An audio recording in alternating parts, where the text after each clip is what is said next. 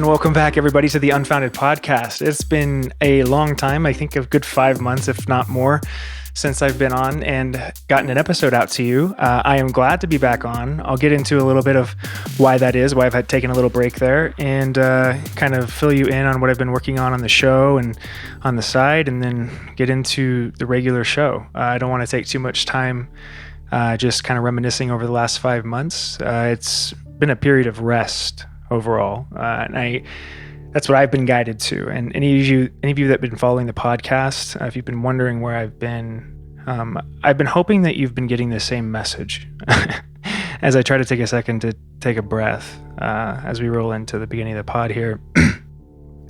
I'm nervous. I haven't done this in like 6 months, and so every time you step away from something, when you come back, there's a newness to it again, and that's what I'm excited about, actually. The anxiety I feel isn't the kind of anxiety that's bad. It's the kind of excitement, starting to work on something that I've been waiting to work on for a while now. That being this, and some music that I've been working on as well. Any of you that follow me on TikTok may have seen the song that I wrote recently called Rolling Stone, and I'll be playing that on here at some point, probably not today, but when I get the kind of itch to, I will. But I've been working on that, on getting a finalized recording of it done, and that's taken a lot of my time because I've been learning the process as I go, and I've been doing that for a couple of years now. But it's not so much learning instruments anymore, it's more learning how to record them properly. And so yeah, that's taken a lot of time, but in general, the biggest thing that's been taking my time has just been me. I decided after last live reading that I posted that I was struggling with some physical, conditions that I talk about sporadically throughout the podcast, and if you follow me on TikTok, but it's something that's been bugging me and bothering me for years, in one form or another, probably around a decade. And I decided to take some time and really focus on getting myself physically right before I continued to go on and create and make more content. At the same time, it's been a weird time in the world too, and we'll get into that in a later segment. I'm trying to bring a little bit of organization to the show. But that kind of gives you an idea of what I've been doing. I've been healing, resting, and to be quite honest, it's felt like I've put myself in a hospital bed for 6 months and not allowed myself to do very much. It's been hard to combat the feeling of laziness, but I've forced myself to remind myself that you're not being lazy when you're doing it for a reason, right? When you're resting for a reason, when you're taking rest that you didn't have for a very long time. And that's what this time has been about. I hope for you as a listener, like I said, you were able to seize that time and really kind of appreciate it for what it's worth. Quiet times can be boring, but that's also a lot of times when we get the most healing done and some of the best insight comes through. So that being said, I do have a little outline now for the podcast, which is new. Like I said, I'm bringing a little bit of organization to it because I want to stick with the format that I started about 6 months ago, bringing some videos, current events into the show, and sticking with the overall theme that I originally, now over 4 years ago, started, which was taking unfounded ideas and pulling them apart, right? Trying to bring the secular and the religious perspective specifically kind of into alignment, or at least seeing where they agree, and then seeing what we can pull out, what new conclusion we can pull out from that.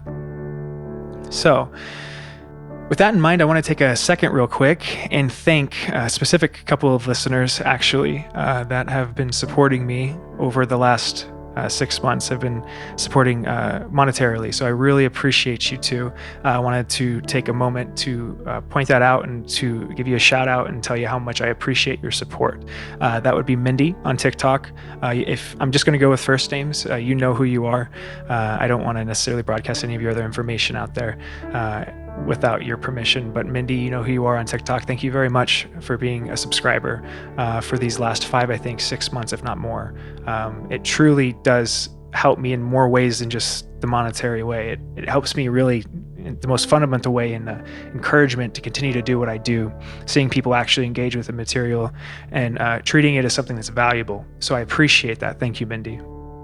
The other person I want to shout out real quick is Monica.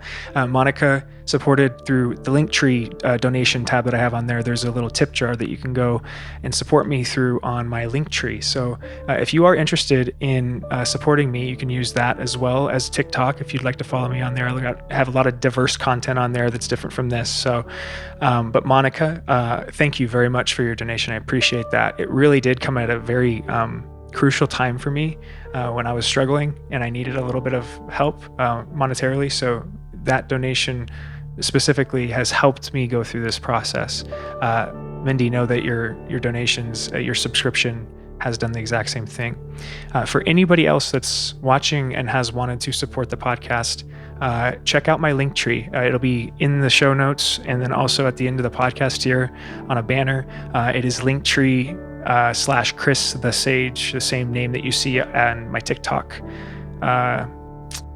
as my TikTok name. So if you'd like to support me, go on there or consider becoming a subscriber on TikTok. There'll be new content coming out on there, but to be quite honest, it's going to probably be another couple of weeks because I'm really focusing on getting the podcast rolling and back in gear.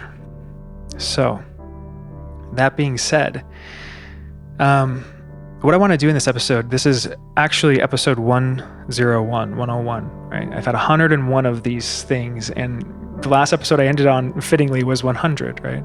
I think I called it keeping it 100. But 101 to me symbolizes kind of the number 101. At least the first thing that pops in my head is like English 101, right? History 101, the basics, right? The fundamentals.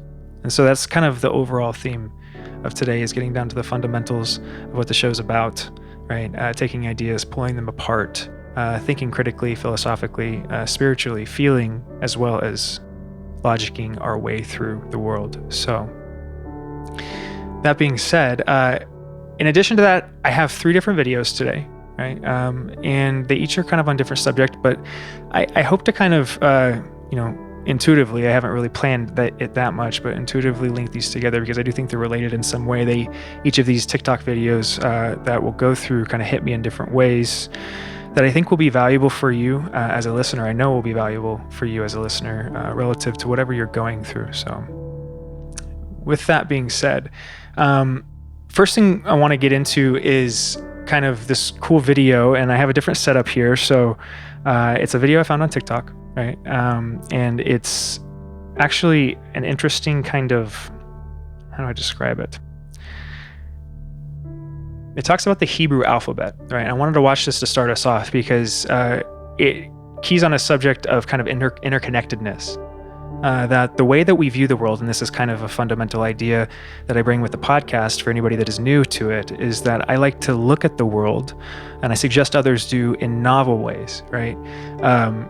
Some of these ways actually aren't even new. Some of them are very old perspectives, but they're ones that we've labeled as too old or outdated or not relevant anymore, or maybe even fanciful.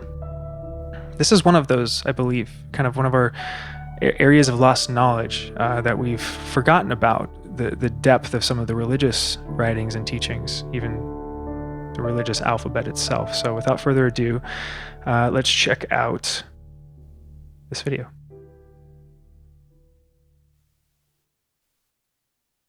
The ancient Jews used Hebrew as their numerical system, eh? Each letter's a number. Like the Hebrew A, Aleph, it's 1. B, Bet, it's 2. You understand? But look at this. The numbers are interrelated. Like take the Hebrew word for father. Av, Aleph, Bet. 1, 2 equals 3. All right? Hebrew word for mother, Aim, Aleph, Mem. 1, 40 equals 41. Sum of 3 and 41, 44. All right? Now, Hebrew word for child. All right? Mother, father, child. Yelad. That's 10, 30, and 4. 44. Torah is just a long string of numbers. Some say that it's a code sent to us from God. That's kind of interesting. Yeah, that's just kid stuff. Check this out, okay? The word for the Garden of Eden, Kedem. Numerical translation, 144. And the value of tree of knowledge, all right, in the garden, right? Eitz HaChaim, 233. 144, 233. And you can Those are take those Fibonacci numbers. So You know, like the Fibonacci sequence. Fibonacci. Fibonacci is an Italian mathematician in the 13th century. If you divide 144 into 233, the result approaches theta. Theta? Theta. The Greek symbol for golden ratio, golden spiral. Wow. I never saw that before. That's like that series you find in nature? Like the face of a sunflower?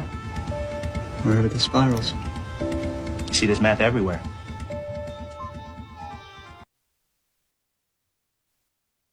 So, I thought that was very interesting because, as you can see, sorry guys, I'm trying to get in the hang of my new setup here. There's depth and interconnectedness to the world. This is kind of exemplified in this video. They're talking about the alphabet, right? But they're talking about the Hebrew alphabet. As you can see, it's different than the traditional alphabet that we're all familiar with. It's written the other direction. And what he's saying is there's a lot more letters in the Hebrew alphabet. So he's representing each letter as a number in a sequence of the letters. So A being 1, B being 2, C being 3, that kind of an idea, but with the Hebrew letters. And as he goes down that, he takes those letters and he breaks down significant words like family, father, mother, child. And what he finds when you do that is that there's actually fundamental mathematical principles built into the language, the alphabet of Hebrew, right? Now, this is something you could prove yourself, right? This isn't something that's, made up or fanciful in that way. And this is what I like to focus on in this podcast, because this is a part of the world that is so often overlooked. And honestly, one of the more refreshing parts of the world at large today is we're starting to turn the corner on this, somewhat, at least from what I can tell. Very early days, but the world is starting to change. It's kind of like we're still in the middle of a storm, but you can start to see a little bit of daybreak. And I don't know if you're feeling the same thing, but I hope you are, because much like another podcast that I listen to often, a PBD podcast, he's making T-shirts and hats. Patrick Bet David, and he's making hats that say the future is bright, and he wants to sell 1 million future is bright hats. So if you are a fan of PBD, go buy one of those hats. But the reason he wants to do it, I think, is he's a businessman, obviously, but the reason he wants to do it, I think, is kind of beautiful. And it's that, he's tired of talking to people and seeing this attitude in the world like the world's going to end, like we're at its end, Ragnarok. And he wants people to start looking at the future as if it's something that's bright. And I think this is such a beautiful concept, because there's some fundamental truth in the link between our perception and the way the world unfolds.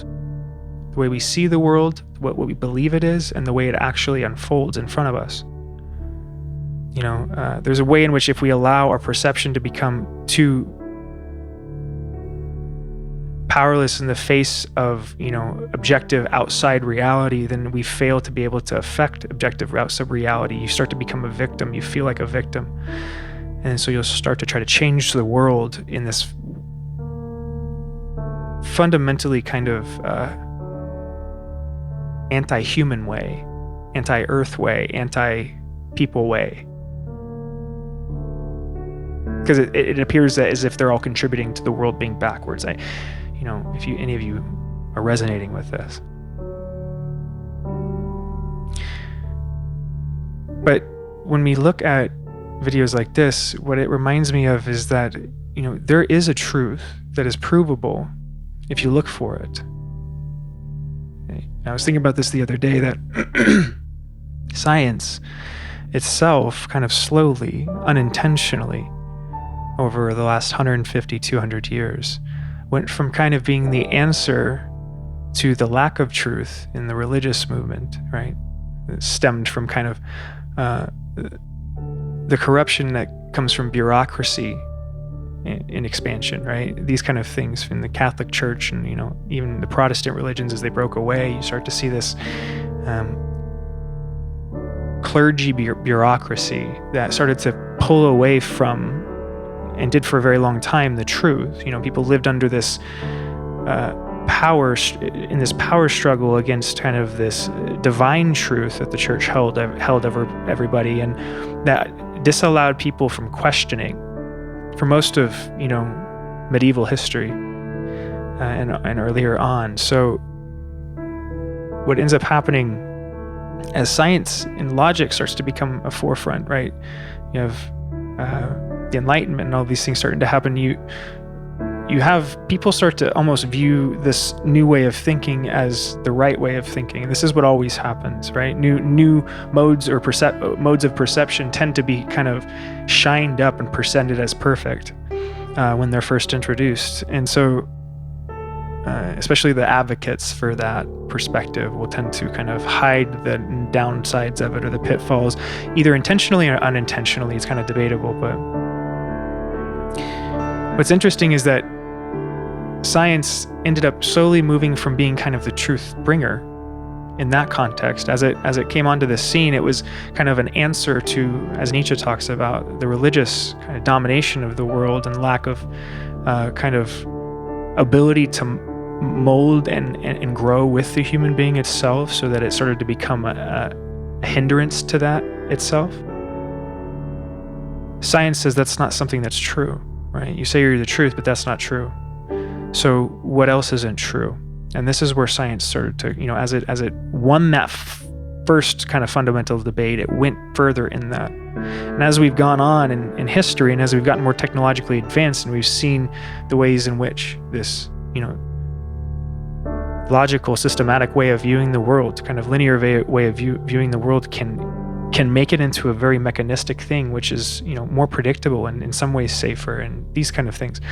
We've started to trick ourselves into believing that way of perceiving the world is the only and the best way of perceiving. And science itself is I think the scientific world has been the culprit of this, the fundamental underlying, driver of this, because it's been kind of drunk on its own supply. It tried to at some point, and I don't know when this was, but I feel like the scientific world, and this is more of a feeling, not necessarily something that I can prove, but like the motive of the scientific community switched at some point from being something that was at least grounded in truth, trying to find fundamental truth, to something that was trying to disprove something else. Right? At some point, science started to try to disprove the idea of God in the way that I can see it. And the way science was taught to me in the school is it left no room for it. Right? Even though some of the leading thinkers on the edges of science, the father of quantum physics himself was quoted as saying, I can't remember off the top of my head, something like he sees God in this subatomic world. Right? There's ways that you can see the idea of God in the world when you perceive it from a slightly different perspective than just logic. And oftentimes the most stunning insight is that you can stumble upon that while you're trying to find the most logical conclusion, which is, I think, what kind of happened in that scenario. So that as science tried to kill off God, it kind of succeeded. But not in the place it was trying to. It never found the proof it was looking for. You can't find proof of nothing, right? You can't find a proof of a negative. So its search was outright futile from the beginning, but not stated overtly either. Very kind of understated and internal at each individual level. But something that kind of I definitely floated in the scientific zeitgeist, right?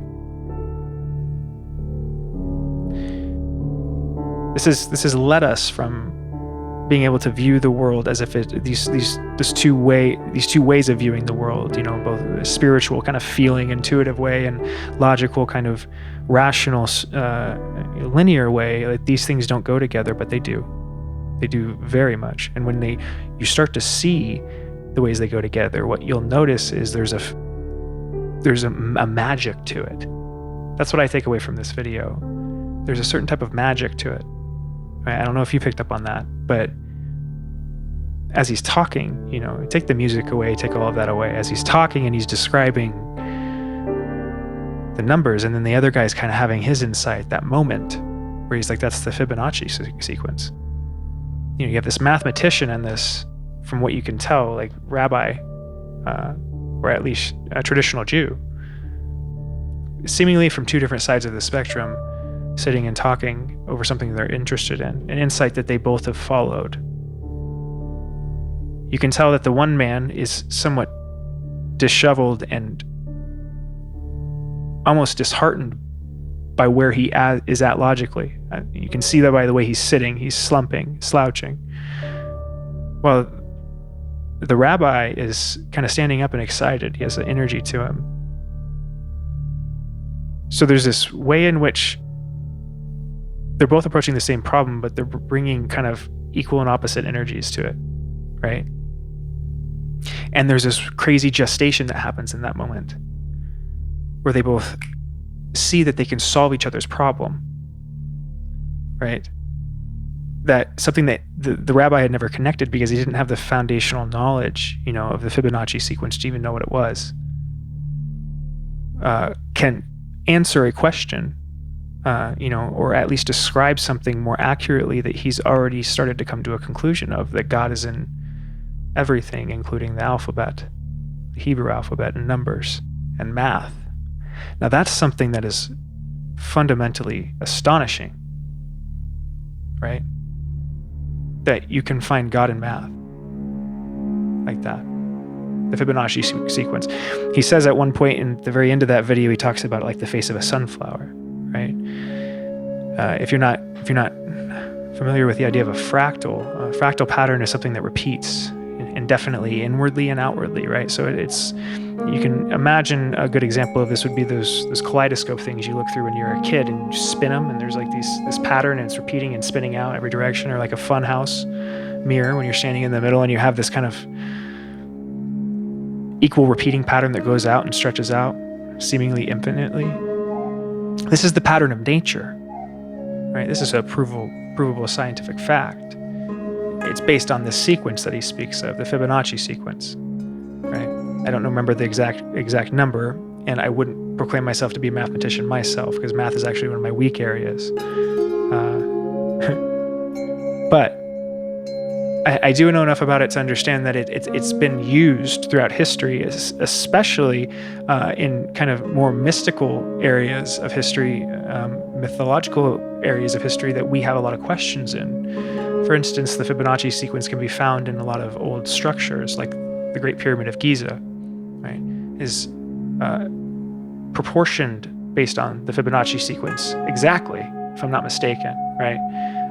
There's all of these mathematical truths and principles that are built into the structure itself, suggesting at the very least that the people that built that or constructed that had those same fundamental mathematical principles identified and understood enough so that they could use them and leverage them to, change the world as they did in ways that we still wonder how they did. That's so.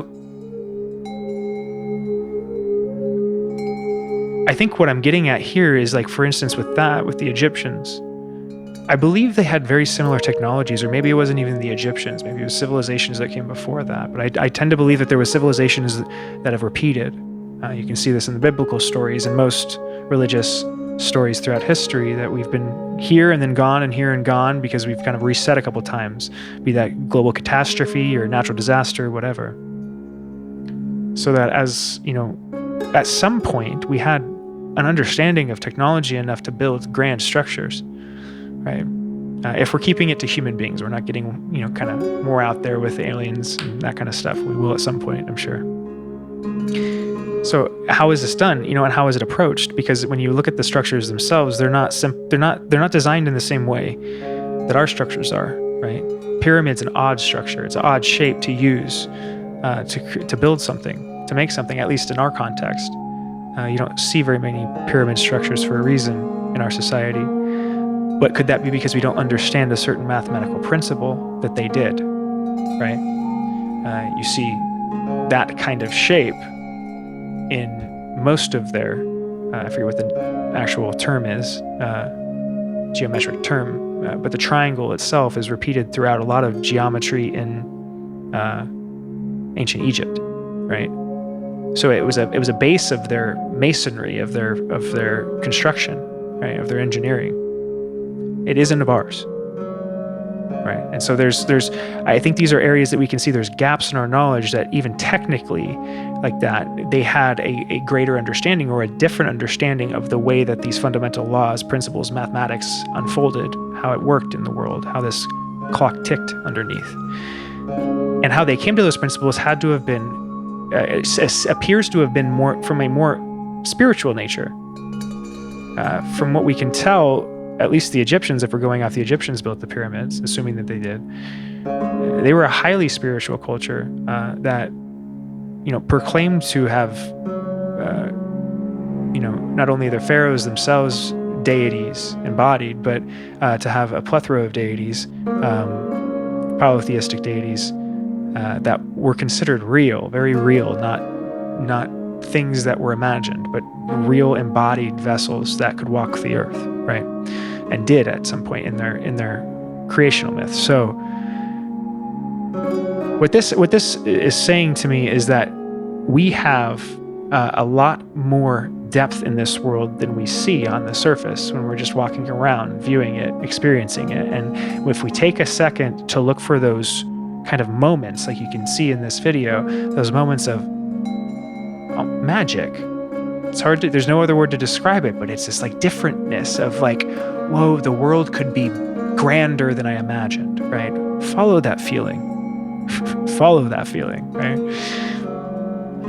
So, I hope you enjoyed that first video. That was kind of the first segment here, but we're going to move on to kind of a general talk of the world and bringing us up to speed on how the world is doing, right? So I found it funny, not like, overtly funny, but just kind of, I find it funny that I stopped producing content right around the time that I did because, like I said, I felt like I needed a break. I needed to rest myself and heal up. And I hope you can tell too, just by looking at me, how much of a difference that made. But right at the same time, the world kind of exploded in a bunch of different ways. I was trying to think about it before I came on here, having a hard time keeping track of all of the different significant events that have taken place over the last 6 months. But the major ones that come to mind specifically are the October attacks in Israel, in Gaza, right? The bombing campaign in Gaza, in the war that's going on there now, and then the ongoing, issues with Ukraine. There's a lot going on with the presidential election that over the last 6 months, huge changes. I feel like that I started to pick up on right before I stopped making content. I kind of made a couple of videos on, but I think are really starting to play themselves out in the world right now. So all that being said, there's a lot of different subject areas to focus on. And, the purpose of this segment is not to kind of cover all of those in depth. It's more to kind of just recognize all of them, recognize that there's so many things going on in the world right now that are chaotic. The bombing that we are doing now through parts of the Middle East, the Houthi rebels in Iran. There's so many things that's a huge part of it, and I almost breezed right by it. These are subjects that are incredibly deep, especially the ones that deal with the Middle East. Now, this is going to be a huge topic moving forward, something that I'm going to spend a lot of time and a lot of research on because it deserves it. Many of you, as specifically the Palestinian protests started to spark, and you start to see all this content and propaganda from both sides start to swirl. It became very confusing on what the reality is. And I made a live right in the middle of this time, just briefly, kind of telling people to kind of listen to yourself, tune to what's going on outside of you and tune into what you feel. Because I do believe that there is truth out there, but it's hazy, right? It's muddy, and it's not something that you can find just by listening to somebody else's opinion, right? You got to find it yourself. It's hard. This is a hard subject, and I believe that's the point. What's going on in Gaza, what's going on in the Middle East, what has been going on for the last 20 years is a much broader conflict. It's all connected, right? It's not disentangled from what's been going on in the world for the last 200 years, 100 years, right? But it depends on where you want to start looking. And that's what I mean by this is a broad topic. It deserves us going back as far as we need to go to figure out exactly what is happening. I don't know enough right now to speak on it with any authority on the subject and give you information on it, which is why I won't go into it any deeper right now. But just know that when the world is going crazy, it's not time for you to start getting louder. When the world starts getting really loud, it's time for you to listen, right? To quiet down, to figure out what you feel, not what they're telling you feel, right? It's more important now than it's ever been, because there's more control being exerted now than ever. That control is overtly obvious now in a way that it wasn't before because of how much pressure it's applying. But I don't need to describe you where that pressure is coming from. You feel it, right? You know what brings you anxiety, what you worry about at night, what's changed over the years as you've seen the world change. And I think you know what direction you want the world to go. As long as you hold that inside of you and then apply that to what's going on in the world. Apply the vision of what you want to see in the future and hold it like something that deserves to be, a lot of energy, defended, right? Defend, like PBD is doing, a future that's bright, right? We deserve it. The generations coming after us, right, that have barely seen the world yet, the ones that have been in it so long that they're tired from it, and the ones that are still trying to get their shot in it, right? We're all together in this. And I do believe if you hold that vision of a reality where we all are seen, valued, we can make it. But you got to hold that line. Right? It's a war. When you see warfare externally, you know what's going on spiritually. As above, so below. That's what that means, right? A lot of energy coming through, a lot of emotion, but I think there's a lot of emotion built up in all of us around the world right now. It doesn't have an outlet. And it needs one. There's figures that are starting to pop up that I'd also like to touch on while we're still on the topic of what's going on in the world. Figures that are starting to speak out and speak up. Things that if you are losing hope in the future that you see, people that you can look towards, even if you don't agree with them. Because when you're losing faith, all you need, it's hard to get this out. There's a lot of energy behind it. When you're losing faith, all you need sometimes is to see somebody else believe.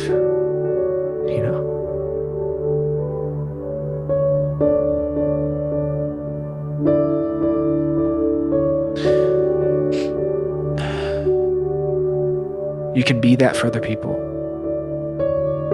You don't do it intentionally. You do it as a byproduct of doing what I believe you really want to do. Deep down. I think it's what every single person really wants. It's like what you don't want the world you imagine. Not the one that you've kind of built up over time. I mean the one that you dreamed of when you were a kid. One with magic in it. That's the line you hold. Because you'll be the one that creates it. Right? As you do that, it spreads. Like I said, sometimes all you need is just to see it somewhere else. Figures, like I said, regardless of what your political views are, but I see a lot of figures starting to speak up, or trying to at the very least. I think that figures like Tucker Carlson interviewing Putin recently is another big topic we'll get on at some point in a later show. I think figures like Vivek Ramaswamy are incredible truth tellers that are really exciting to watch and inspirational generationally. To be from a member of the same generation, it's very, very enheartening to see somebody finally standing up and taking their place in the world. Because I do believe that's something that needs to happen. There's a transition that has been held off for too long, a generational transition that needs to happen. And us, I'm speaking of the millennials, we need to stand up. It's time to take the reins, right? That process didn't happen, and that's why you see people that are dying in positions of power still. We missed the boat. And I'm not blaming anybody for that. I actually think that us as a generation could use a long, hard look in the mirror, because I see a lot of content making us into victims, making the millennial generation into victims. And we didn't have this opportunity or that opportunity, or we got hit one after another with this bad thing or that bad thing or this bad thing or that bad thing. If you accept that, truly, you'll just become a bitter person, a more bitter person, and it'll be harder to go through this world. More destructively, it will start to get between you and your relationship, specifically with your parents or your other loved ones that don't share the same generation as you, right? Because for somebody to say that I've had it harder, you know what that feels like, right? Everybody knows what that feels like, because everybody is a kid at some point. That's why there's the whole cliched story of the grandpa saying, when I used to walk both ways to school uphill, in the snow, with no lunch, kind of thing, right? We all go through it. It doesn't mean we all do it, right? I do believe a lot of this idea that the boomers are greedy, and the boomers have done this, and the boomers that, and the boomers, enough already. It's not the boomers' fault that you're not doing what you should be doing. And you know that. It's a cop-out, right? Just like I know it. Just like I've done the same thing. Just like when I watch those videos, I feel them, and I want to agree with them. Because it's easier than doing what I should be doing, looking at myself, looking in the mirror and saying, hey, what could I do to take more responsibility, not less, not put that on somebody else? Somebody that's already gone through life, right? And is supposed to be now, taking the sideline, but can't because we're not taking our spot. Figures like Vivek are doing that, right? So I applaud him as a figure just on that principle alone, let alone his ability to tell truth. But another is RFK. I think that RFK is another truth teller, somebody that is, from what I can tell, channeling the spirit of not only his father but his uncle as well, and acting on a certain type of ancestral kind of duty, which is so fundamentally honorable that I respect him, regardless of what his political views are. We need more people like that, right? I don't have to agree with you, but I should like you at some level. If I look for it, you're a human being, right? This idea that, we get to villainize people in our head and tear them down and belittle them and all this kind of stuff because they don't agree with us. You can do that, but you're just going to make yourself a lonely person, right? Don't do that to yourself or other people. But all of that said, bouncing around quite a bit, the world is getting chaotic because the world is changing. It's shaking off its old energy, right? And there's going to be some pain that goes along with that. It'll continue to get crazier. It's going to get way crazier over the next 9 months, but don't worry about that because I'll be right here with you, right? That's why I've been resting up. Because the time period that's coming is the time I needed to rest for, not the time period that I rested through. So, that's the world. We'll come back and we'll talk more specifically on a topic in the next episode, but I want to move on to the next segment here. So, the next kind of topic that I want to talk about is patience and healing. So it's kind of a combination, but I've talked about patience quite a bit on the podcast because it's specifically a trait, a personality trait, I guess a virtue that I've struggled with, right? I've struggled with my whole life. Excuse me. I realize that looks like whiskey or something. That's iced tea, just so you know.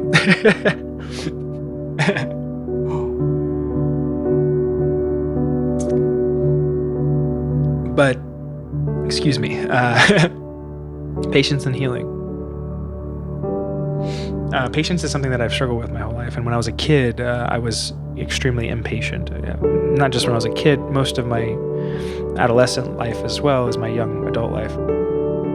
But one of the things that as I've gone through the healing process, have noticed has become one of my superpowers, right? It's odd. It's a very odd transition. It's a subtle transition. It takes place over a long period of time. It's one of those things that you don't notice immediately, but then all of a sudden you think about it and you're like, wow, I dealt with that differently,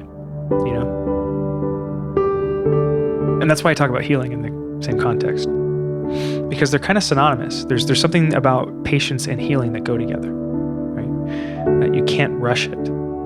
This is something that I'm guilty of and have been guilty of in basically every other episode that you'll ever listen to. Any one before this, go back and listen to it, and I was pushing myself to do it. Right? Why? Well, multiple reasons. Because I felt like I needed to. I needed to keep working. I needed to keep pushing. Putting content out there. Competing in that way. Making sure that people aren't viewing me as being lazy, right? Making sure that I'm not giving up. But what I realized, when I took this break, was that I had done that over and over again. I had told myself, okay, you can take a day here, Chris, rest up. You can take a week here, Chris, rest up. What I needed to rest from was years and years of deep, deep, deep hurt, physical hurt. I was broken. My body was broken. And I needed to treat it as such. And so I realized that finally, thank God. And, for anybody that is going through something similar, I want you to know that you have to take time in these moments, when you feel torn between feeling like you have to keep going, keep moving, keep pushing the rock up the hill, and feeling like you just need to rest for a year. I want you to know that you have to choose it, right? I'll try to explain what I mean by that. You have to truly choose to prioritize yourself in a way that you've never done before, above everything else, including other people's perceptions of you, right? Man, I'm getting emotional on this one. You have to get to a point where you're not scared of what they think about you.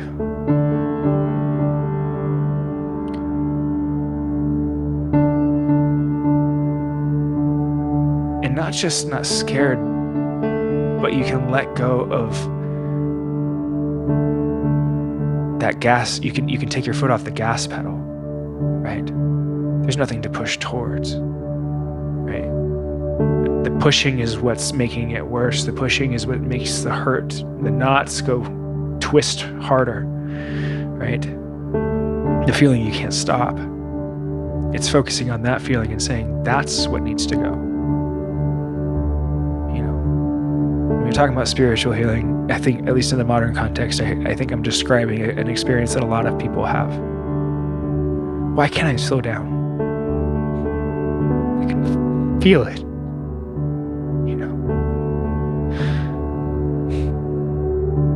Hear it. So many people saying that, where did relaxation go? There's at some point you go from this period of time when you're a kid where you can just fall asleep anywhere, and then at some point you get to a point where you couldn't relax if you were sitting in the middle of a Caribbean beach. Oftentimes you might find some of the most depressing moments in your life can be when you're on vacation in a place you're supposed to be happy and relaxed and you can't. I do believe that this world is designed to keep us from healing, to keep us kind of partially broken at the very least, so that we can be kind of fed on as a certain type of crop, right? Or a product of sorts. But that we need to consume things. We need to be hungry, right? We need to be unsatisfied slightly at the very least, so that we keep moving. So if you are somebody that wonders where did my relaxation go? Just know you're not abnormal. You're feeling exactly what you were supposed to feel. Not in the grand sense, but in the sense of this is what this world was designed to make you feel, right? You can let go of that though. Move on to this next video. It's actually kind of an interesting one. I don't know where that's coming from. My phone was doing some feedback. So, another thing on the healing subject that I've had to heal from is kind of like I was saying, the perception that people have of you. But the only way that I've been able to make money or support myself in any type of way, even the small ways I've been able to recently, has been through doing gig economy work, DoorDash and Instacart. As a matter of fact, I had a whole problem with DoorDash about a year ago, so where I don't do that anymore, but Instacart now. So this video popped up, and it's meant to be comedic, and it's very funny. Don't get me wrong. I'm not taking it like one of these overly critical people, but I want you to watch this. It's from Theo Von and Tim Dillon, and they're speaking on the subject, and it hit me as a very significant video because it felt like something was speaking through it. But I wanted to speak a little bit more after we watch it. So without further ado.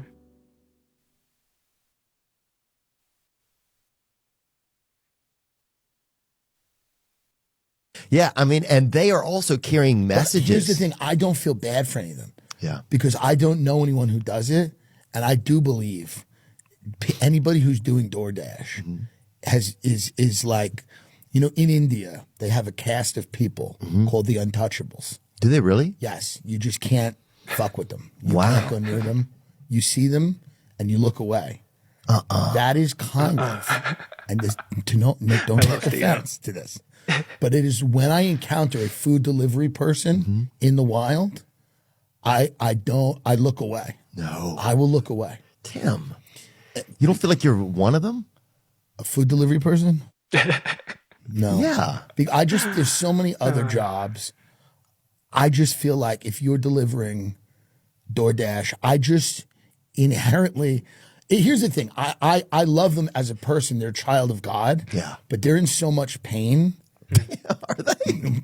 A lot of times you can see they're in pain. I can't see it. Really? They're just listening to Scott Stapp usually. I don't feel like I think some of them are in pain.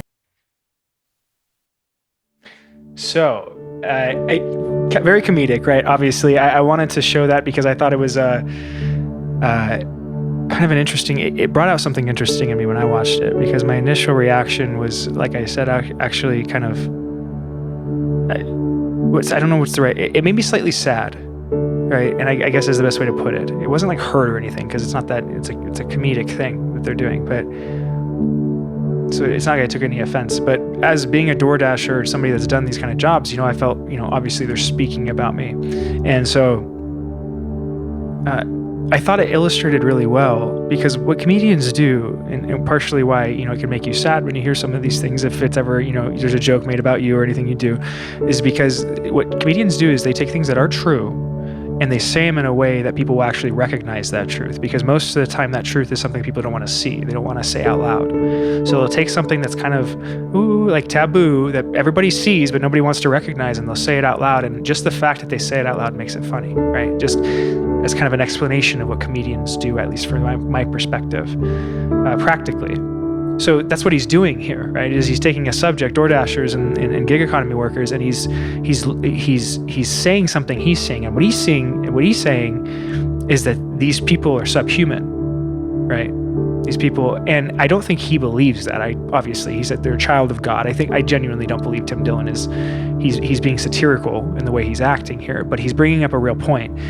There's been something that's been happening because I've seen it and I've experienced it for the last 5 years as I've been trying to provide for myself, doing this, getting this off the ground, doing gig economy work, is that it is a industry that is ripe with corruption, greed, manipulation. Specifically, as a gig economy worker, you will get taken advantage of by the companies you're working for. And it's an experience that I hope nobody ever goes through, because it's really, really, even though it can kind of sound silly from the surface if you've never experienced it, having a company lie to you, right, or steal money from you, myriads of different things, fire you without warning or any reason, these kind of things, myriad of different, being treated like something that's completely expendable, really does a number on somebody's psyche, right? Especially when you're doing it every day.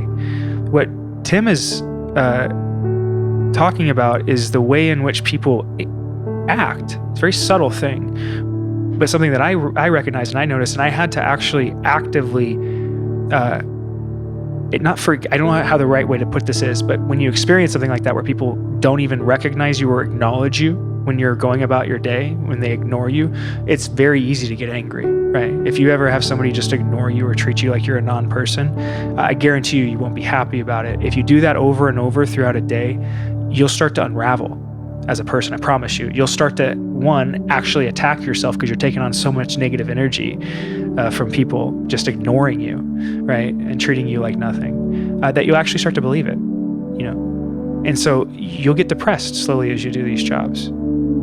Because on one side, you're being viewed as this thing that doesn't deserve time of day. Most of the time, you're not being compensated properly because there's a weird interplay between the customer telling themselves that the company's paying properly and the company telling themselves and the drivers that the customers are going to tip.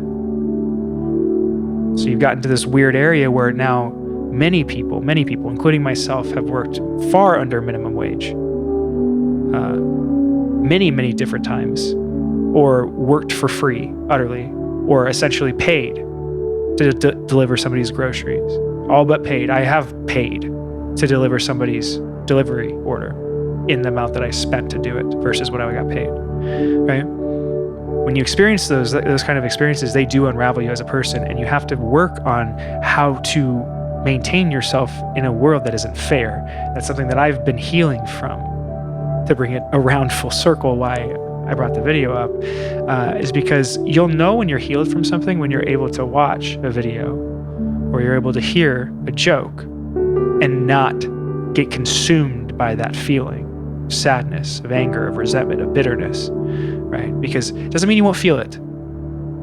Because like I said, there's a truth in comedy sometimes that is deeply sad. It can be horrendous, actually, some of the truths that comedy will bring out, but still oddly funny. That's why the military is known for dark humor, right? It's a way that we deal with these parts of the world, but it's also a way that we identify problems in the world. And, in that vein, that's why I thank and love comedians like Theo and Tim, because that's what they do. Well, I don't always agree with what they say or how they say it. They push boundaries, and we need people like that, right? And on top of that, I thought that was really funny. So good joke, because it is very true. It's very true. I experience it every day, and people will look right through you as if you're nothing and then tip you nothing. But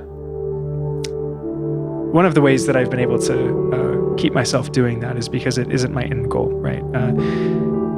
If you're in a job, regardless of what job you work, if you feel like you're being taken advantage of, if you're working in a career that you don't feel like is, fulfilling you, and you feel this kind of depression creeping up inside of you, know that you can change that, but it requires this other sacrifice that I've kind of been going over in the patience and healing it. It's going to require a massive amount of patience because there's a healing process that entails.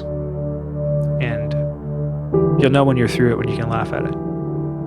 So I hope you enjoyed that segment. All of these videos, I will have linked to the creators that reposted, because they're all reposted videos, but I'll have the creators that reposted these on TikTok in the show notes for you as well if you want to go watch them yourself or support any of those creators. I don't want to steal their content. So, well, it's not theirs because they reposted it, but I don't want to, you get the point. Okay, where are we at here? It's really nice to have a little bit of organization. I hope you're enjoying it, because most of the time I'm doing this completely intuitively in my head. And while I like that, I'm still going to do that for live episodes and things like that sometimes. I like having a little organization. It helps keep me from feeling stressed while I'm doing it. So,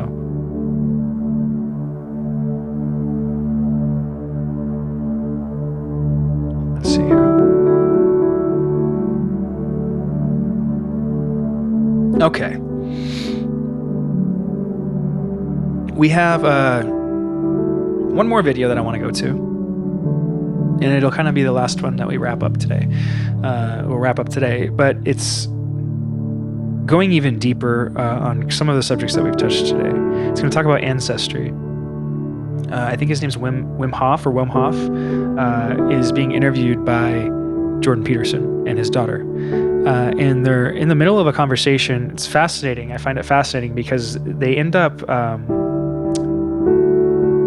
connecting in a similar way that you saw with Hebrew and mathematics in the earlier video, having this moment where Jordan's like, wait, what do you mean by that? And you'll see it here. So I want you to watch this because it's that point of magic, that point of realization, and it's on a topic that I think connects very well to what we've been talking about today. So without further ado.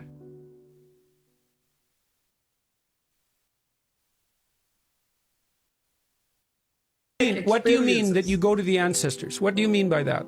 That is anything that is genetically encrypted in our gene expressions and closed up is because of a genetical past. Okay, so why do you specifically refer to that as the ancestors? What made you think that? Because we are the ancestors within our DNA. We carry every information of our ancestry, like 13, like possibly 100. Yeah. As long as it is not solved, it's still within us. Okay, there's an old mythological idea that the hero has to rescue his sleeping father from the abyss, from a terrible monster. And yes. I construed that in the book as the ability to awaken sleeping ancestral forces, likely coded genetically, as a consequence of voluntary exposure to stress. Yeah. That took me like 15 years to figure out, because I've read all these stories, they're ancient stories, that first, the core element of the hero's journey, which is the proper journey through life, is voluntary confrontation with what is unknown and terrifying. That's the human way. And one of the consequences of that is the rescuing of the dead father, or the hurt father, or the sleeping father.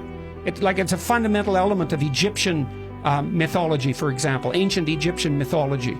And it's part of the idea of the dying and resurrecting God. It's entangled up in that as well. And it wasn't until recently that I figured out that the consequence of voluntarily facing stress is the awakening of abilities within you that are part of our ancestral heritage. And so that is how you become a living avatar of the great heroes of the past.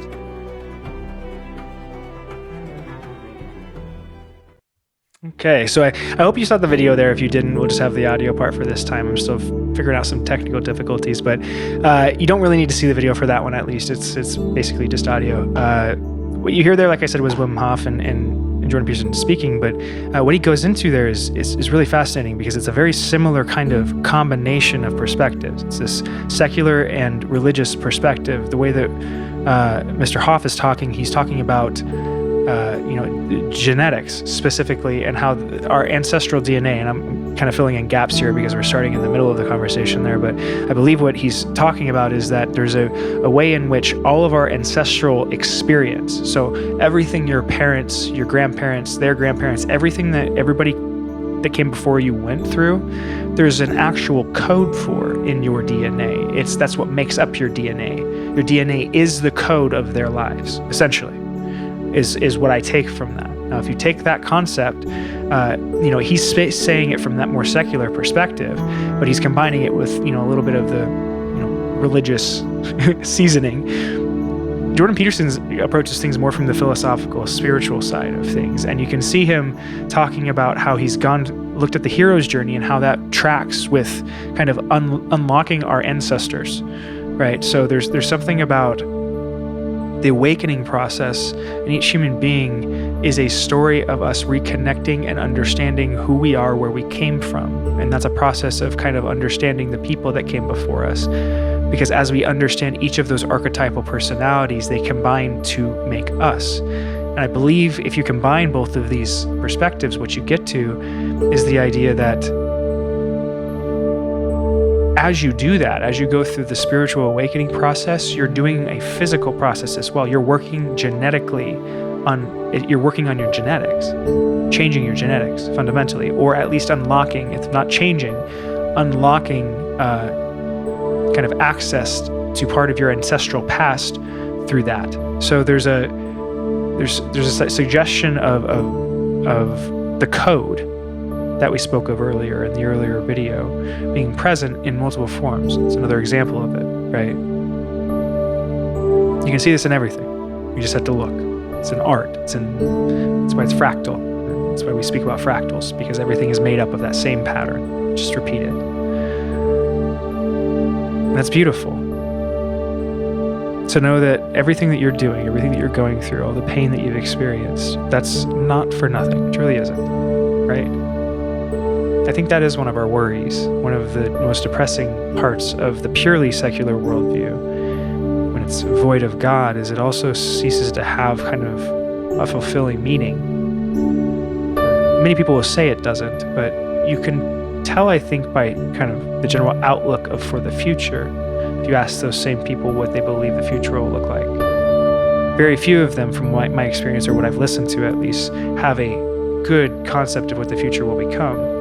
And I think that's the certain nihilism creeping out from its hiding place. You see, people don't want to admit that they're nihilistic. You know, we all want to pretend in a modern world like we have the perfect life, like we're happy.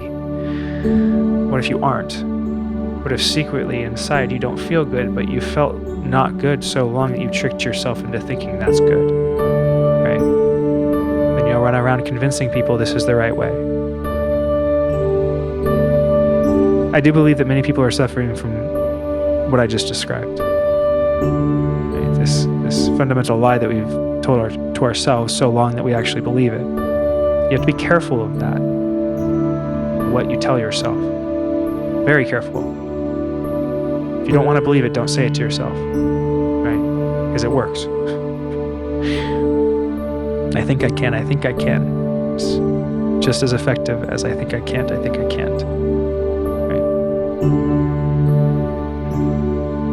So,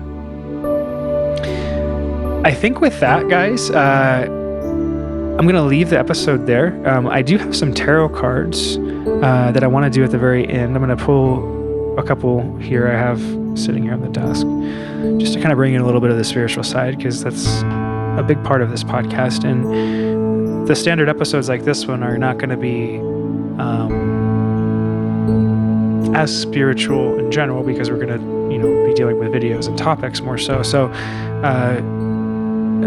I do want to include a little bit of tarot at the end of every video for you. And for those of you that don't want to participate in the tarot section, I'll put it at the end so it's really easy to skip if you don't want to do it. So, but for those of you that do want to stick around, I just have a standard Rider-Waite tarot deck here, and I'm shuffling real quick, and we'll see what guidance we have, what guidance the universe wants to bring forward, considering what we've been reflecting on today, how we should link it together, and the moral of the story. What's the moral of the story? Right as I said that, a couple cards popped out. I heard all upright. So the bottom of the deck, we have the Three of Swords, but it's in reverse. And I'm getting with this, so here, I'll let you guys look at the cards if you can. There we go. Ooh, nice new camera. I hope you're enjoying it. Three of Swords. So this is in the reverse, so it's going to be upside down. Usually what that means in tarot is that, it's kind of the opposite meaning of the upright. It's not necessarily a negative thing. It just means opposite. So the way I interpret this, the Three of Swords is usually dealing with some kind of communication or speech. It can be ideas themselves, more specifically, but you see the big heart in the middle of it, and there's three swords sticking through the heart. This can be kind of being in a three-party situation sometimes. It can be feeling like you are in a situation that is kind of breaking your heart, but you feel stuck in. Right? That's what I'm kind of getting from this card. But it's in reverse, right? Which to me means that we're coming out of this energy. You see the swords, because it's upside down, it looks to me like the swords are falling out. You see the light right here. It's kind of moving that direction. I feel like we're getting a release from this situation. So whatever context that is for you, in terms of whatever has been weighing heavy on your heart, the web I'm hearing is going to start to disentangle. So that's the overall energy for this reading right now. It's that interesting to start off. I don't usually get stuff that specific, but that's a good one. So we have, oh wow. So I heard right away, darkest before the dawn. And if any of you are like me, you know that you'll not like hearing me say that. These cliches that get used over and over again, right? But they are true. Right before you get what you want, if we put it in plainly, but right before kind of the good happens, it feels like you're in the peak bad, and you are, because it's hard to see what's coming next. We don't have the ability to see exactly what's coming next. Even people that profess to be able to see the future, they say so in a way that makes it seem as if it's solid, but even to them it's not, right? And they're speaking on a belief that they have, and they're saying it so certainly that there's a high likelihood of coming true, but it doesn't mean that it's fixed, and it doesn't mean it's as certain as it seems, right? It's actually part of the manifestation process. What you believe is what this becomes. We have the Nine of Swords in relation to the Three of Swords there. Right? Try to get away from the light so you don't have their focus. Doesn't want to focus. Okay. Anyway, you have the Nine of Swords here, and you can see somebody's been up late at night, not being able to sleep very much, something that I've been experiencing as well. So you're not alone if you've been having that. Grabbing your head, I feel like, again, your eyes are covered, so I feel like you're in a place where you feel like you really can't see very much. It's very dark behind you, right? And there's all of these different swords. All of these different thoughts going through it, through your head, even through your back, right? Maybe thoughts of the past where you felt betrayed, or and what's interesting is I'm hearing coming up. So like as you're trying to go to sleep, as you're laying in bed, as you're trying to relax and let go, get that relaxation we were talking about earlier, I'm getting that you're having a hard time with letting go of some of the things that are coming up, because they're, it's like recurring. These are deep traumas, many of them. These are painful memories, regrets, things that many of them you may have worked on before even, so you may think that they're already healed. There's, like I said, 9 swords, so it's a culmination of all the things you've gone through.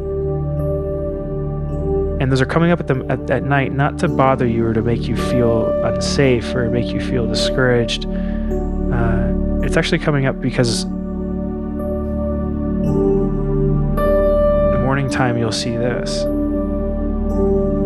Now, for those of you that aren't familiar with the Ten of Pentacles, the Ten of Pentacles is one of, if not the happiest card in the deck. I'd say the Sun is probably the happiest card in the deck, but the Ten of Pentacles is right up there. And it speaks more of physical prosperity, actually. The Pentacles represents your physical world. So, you have this Nine of Swords, at night, when you're in the dream world, when you're supposed to be in the dream space, when you're thinking about all of the things in the physical world that aren't aligned properly and stuff. These are not meant to focus on or dwell on, but to be felt and released so that you can clear the space for know this.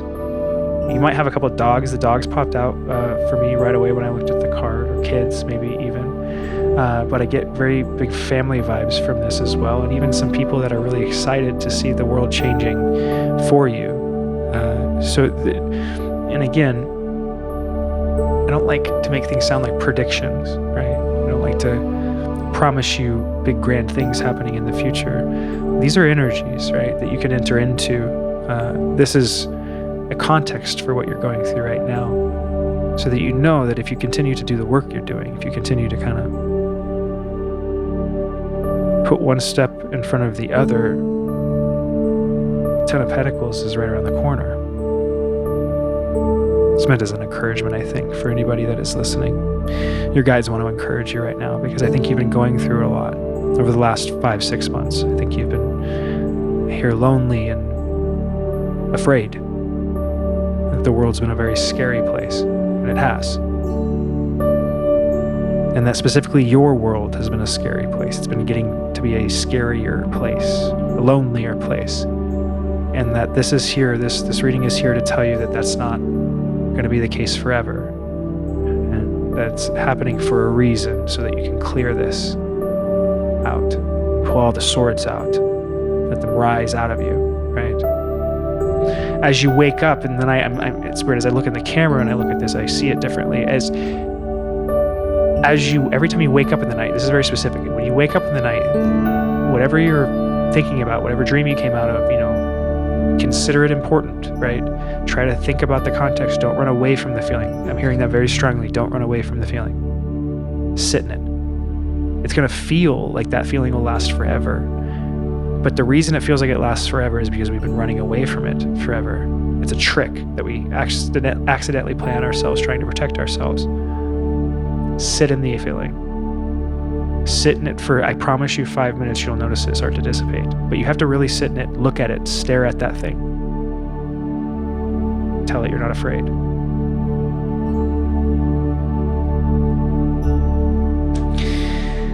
All right, guys.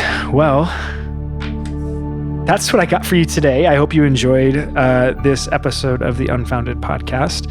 It was nice to be back on. I think I got, almost 70 minutes out of here. Just to kind of shake the dust off and get a little bit of something going. I want to thank you all for being here again. I'll be back on fairly soon. I'm not trying to set a schedule too quickly, but these podcasts will be coming out regularly now that I have everything set up. As you can see, I've been working on quite a bit over the last period of time. So it's taken me a lot of time to get everything put together, but you'll have much more content coming out from me soon. For those of you on TikTok, check me out. Keep an eye out. I see you guys on there. I see you guys following and liking and commenting and stuff, and I appreciate you.